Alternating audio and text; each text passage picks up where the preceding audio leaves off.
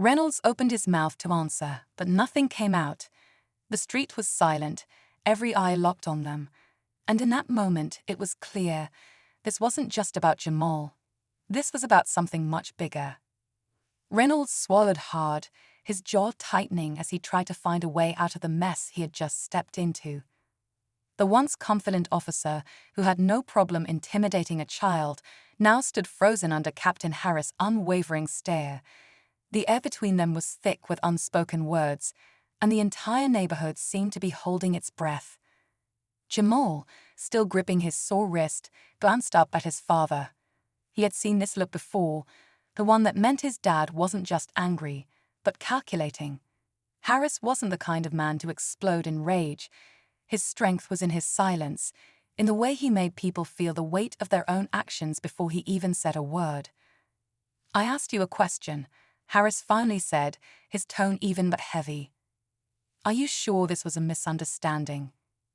Reynolds cleared his throat. He hesitated, his eyes darting around as if hoping someone would step in and save him. But the street remained silent, the onlookers unwilling to look away yet too afraid to get involved. "I didn't realize who he was. I thought he was." "Thought he was what?" Harris interrupted, his voice cutting through the officer's excuse like a knife. Reynolds exhaled sharply, realizing there was no right answer to give.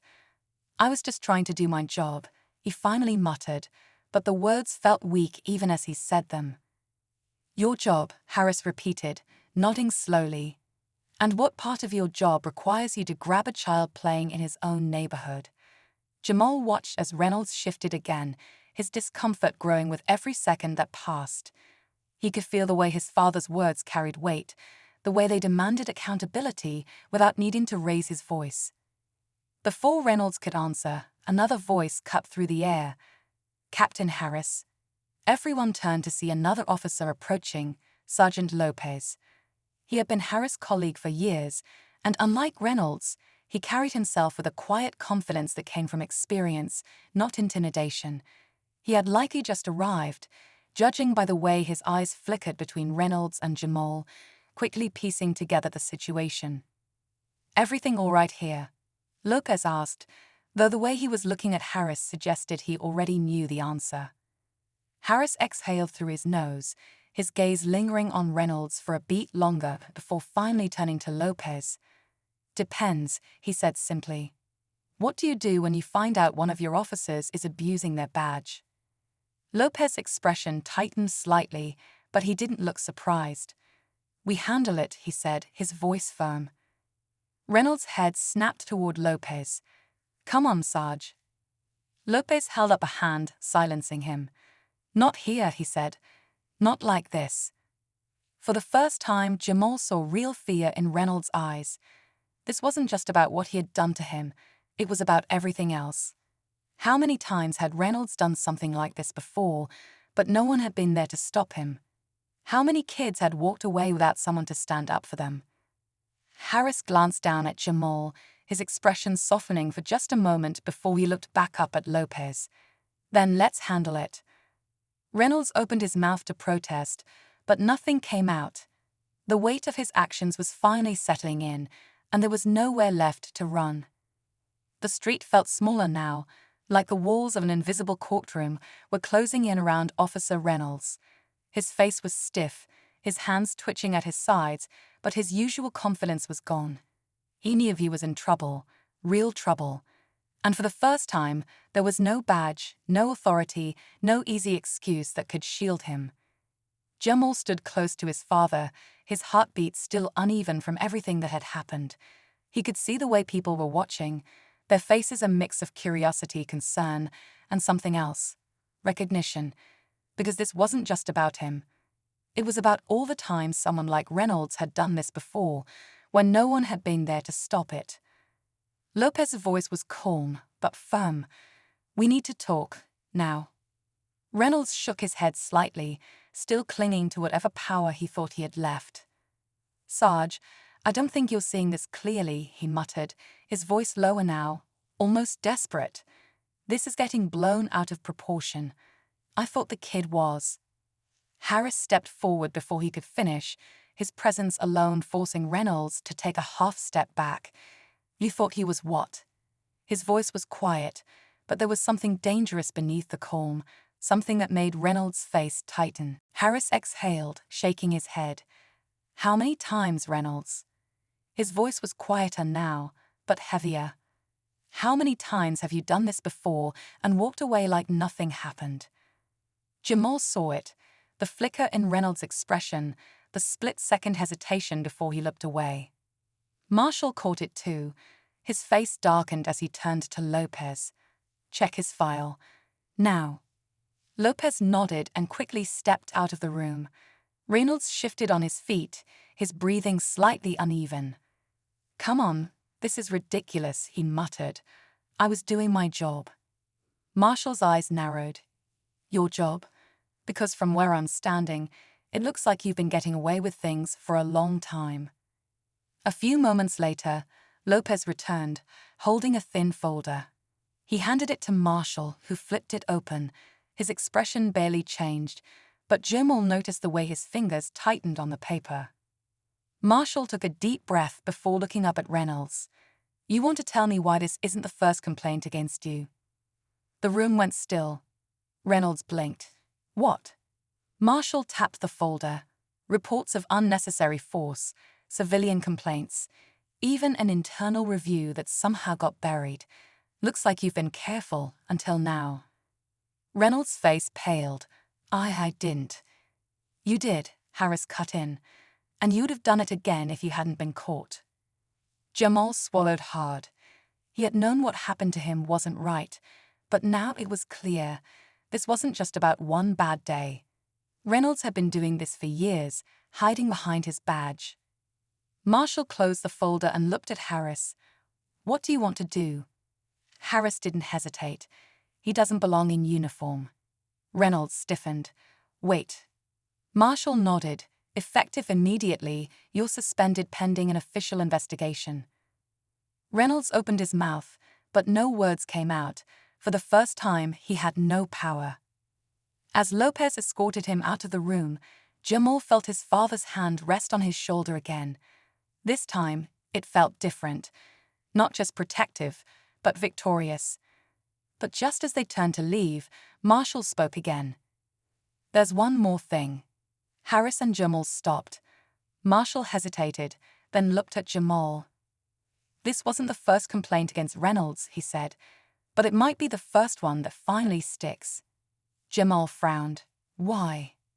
Marshall exhaled, because this time he picked the wrong kid.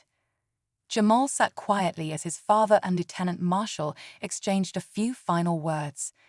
He could still feel the weight of everything that had happened pressing down on him, but there was something else now, something lighter. For the first time since Reynolds had grabbed him, he felt like he could finally breathe. As they stepped outside the station, the evening air was cooler than before, the sky streaked with fading sunlight. Jamal looked up at his father, searching for the right words. Is he really gone? Harris nodded, his expression firm. For now. And once the investigation is over, he won't be coming back. Jamal thought about that. The idea that someone like Reynolds had been able to get away with things for so long made his stomach twist. What if there are others like him? He asked. His father exhaled, glancing down at him with a look that held both pride and something heavier, experience. There are, he admitted. But that's why we don't stay quiet. That's why we hold people accountable. Jamal let those words sink in. Before today, he had always seen his dad as just his dad, a police officer, sure, but still just the man who helped him with homework, who showed up to his basketball games. Now he saw him differently. He saw what it meant to stand up for what was right, even when it wasn't easy. As they reached their car, Lopez stepped outside the station, giving them a small nod. Hey, kid, he called out. You did good today. Jamal blinked. I didn't do anything. Lopez smiled slightly. Yeah, you did. You spoke up. That's more than most people do.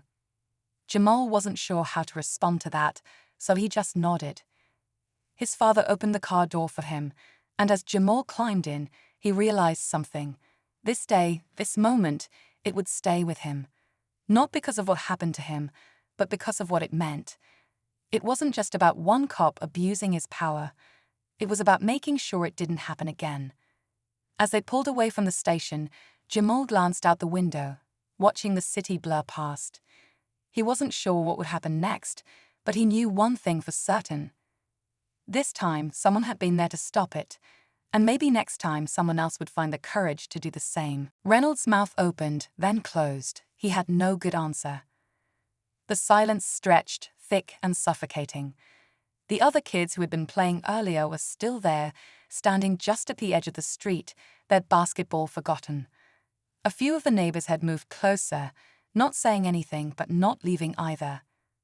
Jamal felt his father's hand rest lightly on his shoulder, a silent reassurance that he was safe now. But safe wasn't the same as okay. He didn't feel okay. His wrist still stung where Reynolds had grabbed him, and his stomach twisted with the memory of how quickly everything had happened, how fast his entire world had flipped upside down. Lopez exhaled sharply, his patience thinning. "Reynolds," he said, his tone more direct now, "you need to step away. We'll deal with this properly." Reynolds' jaw tightened. He looked at Harris, then at Lopez, then at the growing number of eyes on him. The tension in his shoulders made it clear he was still trying to figure a way out, still trying to hold onto whatever authority he thought he had. "I was just doing my job," he muttered, but even he didn't sound convinced anymore. Harris shook his head. "No," he said, his voice steady. "You were abusing it." The weight of those words settled over Reynolds like the final verdict, and for the first time, his expression cracked. His eyes darted between Harris and Lopez, and something shifted in his stance, something restless, something unstable. He wasn't ready to go down quietly. Jamal saw it before anyone else, the way Reynolds' hand twitched toward his belt, the way his body tensed like he was about to make a move. And in that split second, everything seemed to slow down. Jamal's breath caught in his throat. He saw it, the quick, almost instinctive motion of Reynolds' hand twitching toward his belt. His father saw it too. In a flash, Captain Harris stepped forward, his voice sharp and commanding. "Don't." The single word cut through the air like a warning siren. Reynolds froze mid-motion, his fingers hovering just inches from his utility belt.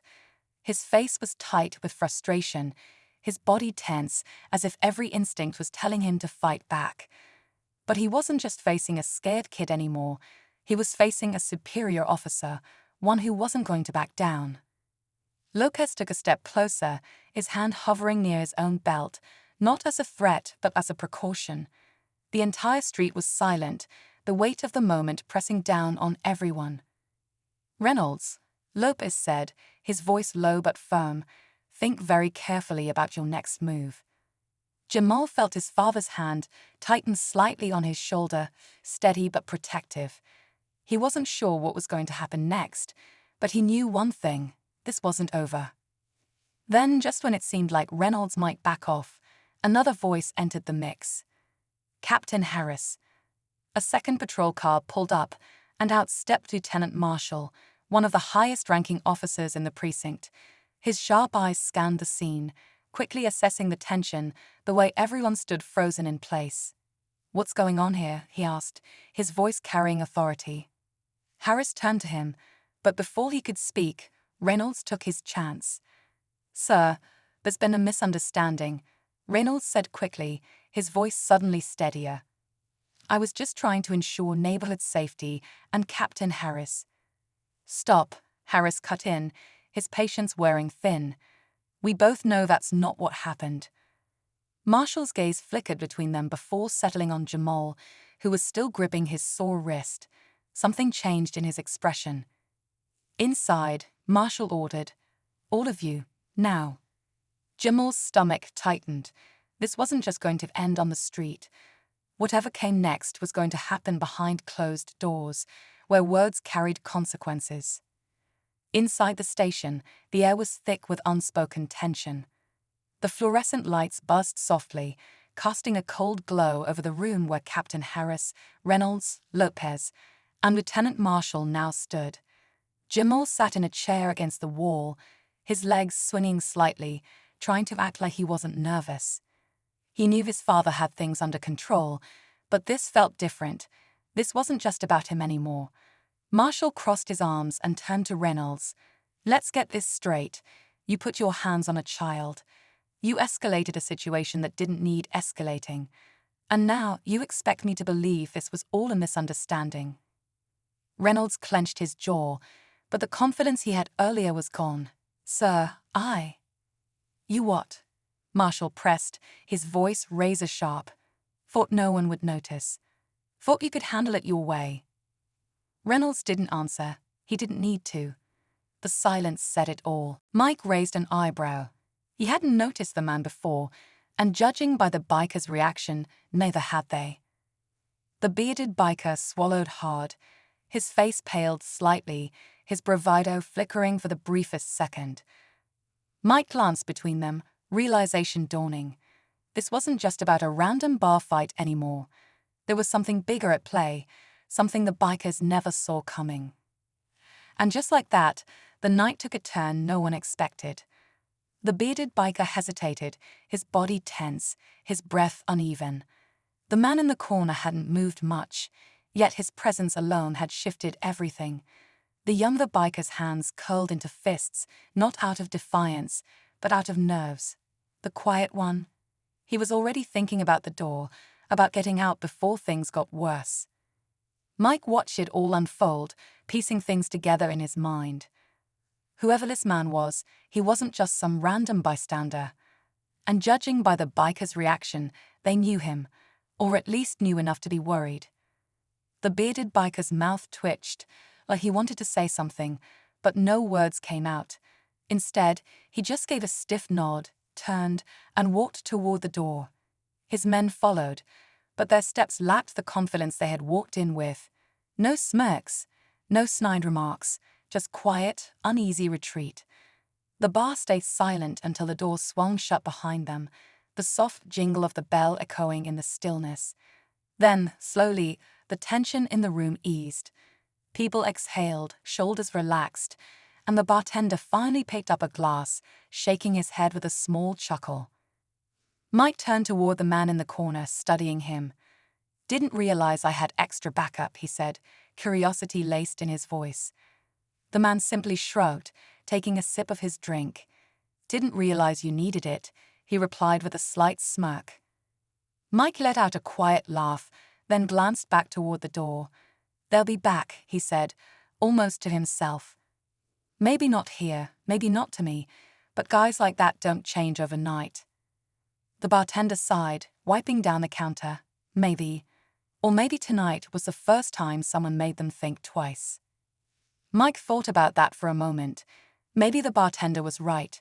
Maybe it wasn't about changing them, just making them question their choices, making them realize they weren't as untouchable as they believed. With that, he pulled a few more bills from his pocket and set them on the counter. "For the mess," he said. The bartender smirked. "You didn't make the mess." Mike just smiled. "Yeah, but I made sure it ended." And with that, he turned and walked toward the door, stepping into the cool night air, leaving behind a story that no one in that bar would soon forget.